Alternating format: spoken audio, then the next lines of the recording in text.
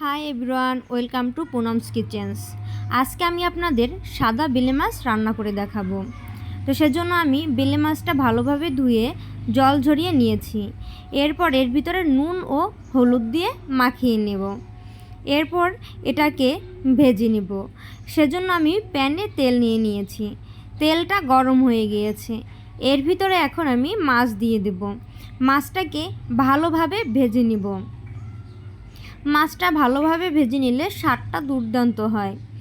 এই মাছটা খেতে কিন্তু খুবই সুস্বাদু। আপনারা বাসায় ট্রাই করে দেখবেন। আর এই মাছটা রান্না করতে কোনো রকম বাটাকোটা মশলার প্রয়োজন নেই। মাছটা ভাজা হয়ে গেছে, এখন এটাকে নামিয়ে এর ভিতরে আমি পেঁয়াজ দিয়ে দেব। পেঁয়াজটা একটু হালকা ভাজা হয়ে গিয়েছে। এর ভিতরে আমি রসুন কুচি ও 2-3টি কাঁচামরিচ চেরা ও সামান্য আদা কুচি দিয়ে দেব। এখন এগুলোকে ভালোভাবে মিশিয়ে নিব। এরপরে এর ভিতরে আমি দিয়ে দেব হলুদ গুঁড়ো, ধনিয়া গুঁড়ো ও সামান্য লবণ, কারণ আমি পরবর্তীতে আবার লবণ অ্যাড করব। এখন শুধু আমি মশলার লবণটাই অ্যাড করে নিয়েছি।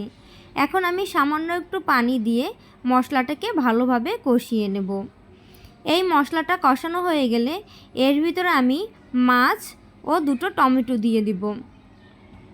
আর দিয়ে দেব সামান্য লবণ, কারণ আমি আগে লবণ অল্প ব্যবহার করেছি। এখন আমি আরেকটু লবণ দিয়ে দিব। এখন এটাকে আমি কিছু সময় কষিয়ে নেব। এটা কষানো হয়ে গেলে এর ভিতরে আমি সামান্য পরিমাণে জল অ্যাড করে দেব। এই মাছটা রান্না করতে বেশি জালের প্রয়োজন নেই, এই জন্য আমি জলটাও খুব বেশি ব্যবহার করব না। আপনারা একবার হলো বাসায় ট্রাই করে দেখবেন। আর যদি আপনাদের এই রেসিপিটি ভালো লাগে তাহলে আমাকে কমেন্ট করে জানাবেন।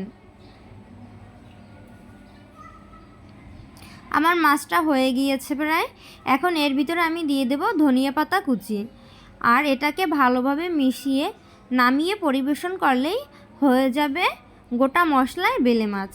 রান্না করতে অনেক সময়ের দরকার নেই এবং বাটাকোটারও কোনো ঝামেলা নেই। দেখুন কি সুন্দর হয়েছে আমার মাছের ঝোলটি।